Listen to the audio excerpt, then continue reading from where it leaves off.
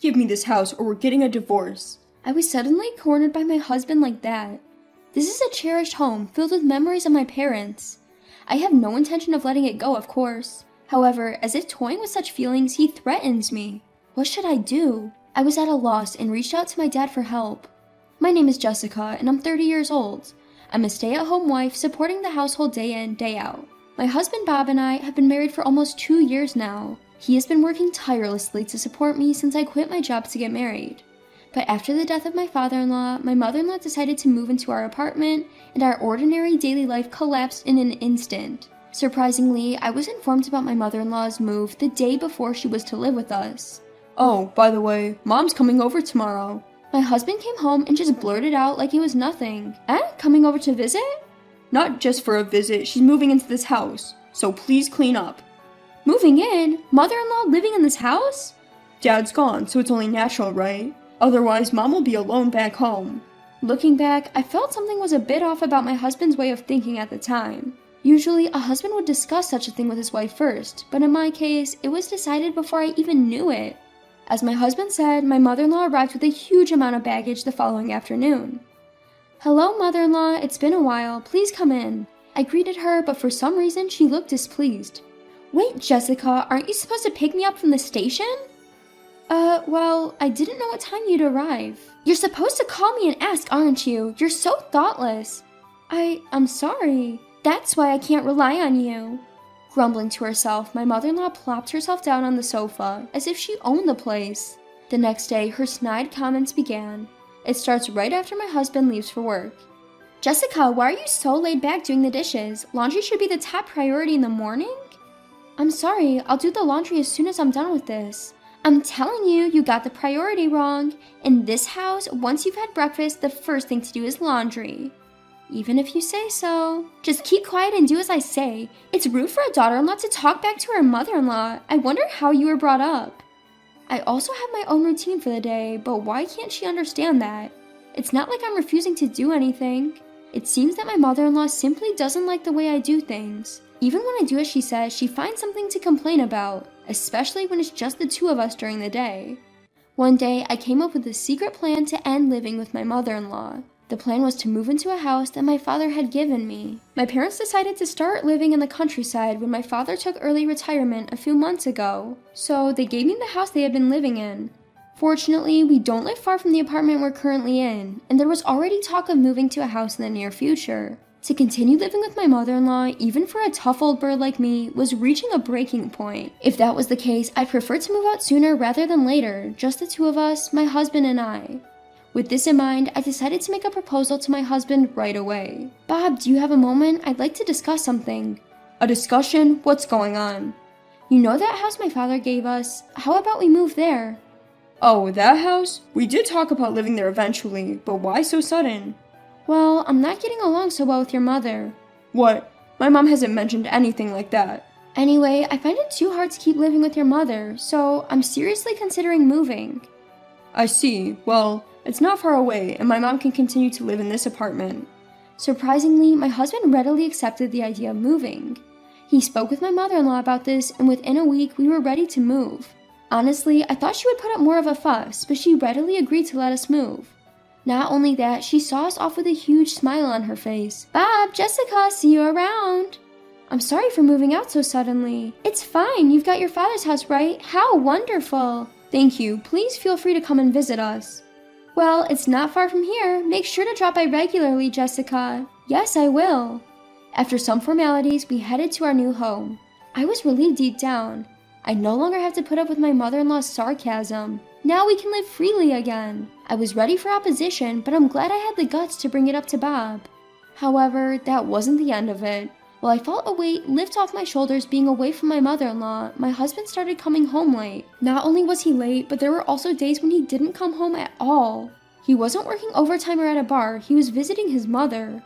My mom needs me, My husband would say, but it was happening too often. He'd go eat over there without telling me, or he wouldn't come home for a whole day. Because of this, my daily routine was falling apart. Something had to give. One day, I confronted my husband. "Bob, don't you think you're not coming home too often?" Really? But I'm just staying at my mom's place. That's not the point. At least let me know. I end up wasting food. You can eat it the next day, Jessica. You're a stay-at-home wife, always at home. What? You think because I'm a stay-at-home wife, you don't need to contact me? Well, it's the truth, isn't it? Being a stay-at-home wife means you're just lounging around at home, right? What? Besides, I'm more worried about leaving my mom alone. Ada will be back soon, and I need to talk to my mom about that. Ada is coming back? Ada is my husband's younger sister who is currently living abroad due to her work. I was surprised to hear about Ada's return, but what did he have to discuss with his mom? Ada's coming home, huh? But do we really need to discuss this with mother-in-law? Curious, I asked my husband. Of course we do. Ada will be moving in with us. What? Really? Apparently, Ada lives in a decently large house overseas, and she's whining about wanting a similar one here. That's why I think she will end up living in this house. What? This sudden turn of events left me utterly blank. My sister-in-law moving into this house? We just got away from mother-in-law, now this? Hold on a second, Bob. This is the house that Dad left me. Why would Ada... Well, remember our old apartment where we originally lived? Mother-in-law lives there now, and it's too small anyway. The only option for a larger house is this one. Don't decide all that by yourself. I never planned to live with Ada. Oh, we're not going to live together. We're giving the house to Ada. What?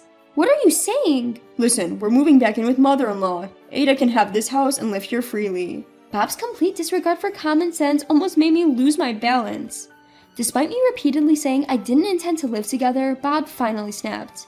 Will you knock it off already? We're able to live because of me, so just keep quiet and listen. Stop joking, this is the house I inherited. Why would Ada... This house is too good for you to live in, right? Ada has been living overseas for a while now, and I promised her a large house. I can't back out now. I don't care, I'm not okay with this. All you do is complain. Forget it. Cool off. I'm going back to mother-in-law's for a while. With that, Bob slammed the door and left the house. Left alone in the room, tears welled up in my eyes. Why does he decide everything on his own? This is my cherished inherited house, and he's giving it to my sister-in-law? This isn't a joke. Every day, I received messages from Bob asking, "Have you reflected on this yet?" And, "You should come back here too, you know." Each time I had to reply, "I won't back down." Then one day, running out of patience with my stubbornness, Bob called me in a fit of rage. "Jessica, when are you coming over here?" "I've told you many times, I'm not going there and I have no intention of giving this house to Ada." "Enough. I've already told Ada. She's coming back this week. Don't make a fuss." "Don't decide things on your own. This is the house I inherited from Dad. It's mine now. Why should I give it up for your family?" "Who do you think you're talking to? Mother-in-law's angry. Don't piss us off more." "What about my feelings? Ignored." Bob sounded very frustrated, heaving a big sigh over the phone. Then he dropped a bombshell. "If you can't listen to me, we're getting a divorce. Get out by tomorrow and leave the house to Ada." That's when it happened. My love for him chilled instantly. The way he threatened me with divorce was downright disgusting, unforgivable. Ignoring my feelings and threatening me with divorce? Should I let him get away with this? Ignoring my seething rage, my husband arrogantly continued, "Do you understand? If you don't leave by tomorrow, we're divorcing." "Are you serious?" "Of course I am. You don't have a choice. It'd be troublesome for you, a homemaker, if we divorced, wouldn't it? Ha ha." "I see. I understand." "Glad you do. Ha ha. So you better move over here quickly too. My mom's all excited to educate you. Ha ha." And with that, my husband unilaterally ended the call. Afterwards, I explained the situation to my dad and decided to enlist his plan to execute a certain plan. The next day, my husband called sounding as cocky as ever. "Hey, have you finished packing? Haha."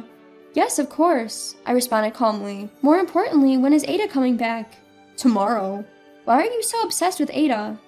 At my question, my husband revealed his true colors. "Actually, she's been making a killing in stocks and investments." "I see, so you're trying to get on her good side to get some financial support. That's just like you."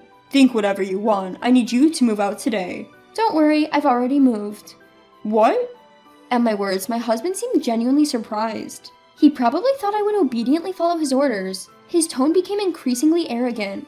"Oh, I see. You didn't want to divorce after all. Haha. That makes sense. Without any income, you wouldn't be able to live if you divorced. Haha." "That's right. We're still married for now, so I'm even answering your call, but that's going to end soon." "What?" "That's divorce." At my statement, my husband was clearly shaken. You, what are you saying? You're going to move out of that house, right? You're coming over here now, right?" What? Why would I do that? I'd rather die than return to a house with an unreasonable husband and a meddlesome mother-in-law. What do you mean? You promised to move out of the house. Yes, and that's exactly what I did, isn't it? I said I've already moved. Don't joke around. Then where are you? Starting to panic, my husband's speech began to quicken, a sign he was losing his cool. Timing it right, I decided to share the truth. I'm at my parents' place now. What? I moved back to the rural area where my parents live, so I won't be returning to your place. Oh, I see. Relief seeped into my husband's voice. Well, that doesn't matter, as long as I can hand the house over to Ada. $500,000. What? The house that I got from my father, I put it up for sale. So if you really want to give it to Ada, you'll have to buy it for $500,000. What? You're kidding. Do I sound like I'm joking? The house is still in my father's name, so I asked him to put it up for sale. In fact, what I had asked my father to do was help with the sale of the house. My father has always said to me, you can live in it or sell it, whatever you fancy. Just let me know when the time comes. The evaluation came back to $500,000, and seizing the opportunity, I promptly put it on the market. He must have never imagined such a situation would arise. My husband stuttered his words, trying to unleash his verbal fury. You gotta be kidding me. Doing things your own way. I won't allow this. I don't need your permission. We're getting divorced soon anyway. What did you just say? Do you understand your own position? You're the one who's going to be in trouble after the divorce without any income. Struggling alone is way better than staying with you. Listen, Ada will be back home soon. I told you I was depending on her money.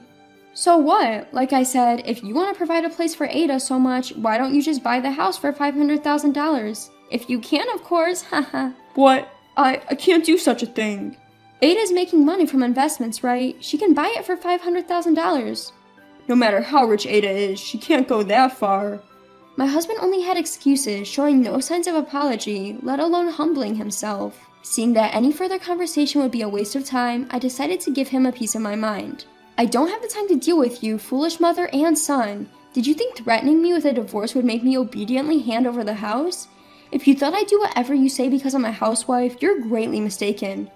Hey, calm down. I am calm. The one who should be panicking now is you, isn't it? I'm not going to just go along with what you guys say. I absolutely refuse to continue being family with you guys any longer. Stay out of my life forever. Go to hell with your beloved mother, you jerk. I shout out loud enough for the neighbors to hear and hung up the phone. Of course, I immediately blocked his number, cutting off all means of communication with my husband. I then visited a lawyer I knew and requested a divorce mediation with my husband.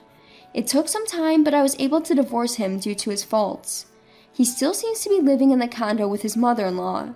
About the return of my sister-in-law, they couldn't prepare a big house in the end, and she angrily flew back overseas yelling, "This is not what we agreed on!" The ex-husband's plan to ask for financial assistance from his sister-in-law, who had been making money from investments, ended up failing miserably. Nowadays, it seems they're just scraping by with the alimony to me and the living expenses for his mother-in-law. As long as he continues to live with his demanding mother-in-law, it seems unlikely his life will improve. On the other hand, I've been living peacefully in the countryside with my parents since moving. Just recently, thanks to a recommendation from a neighbor, I was able to get a job as an office worker at a small orchard. I now earn a decent income. For a while, I plan to live here. I'm going to stay as close as possible to my parents in order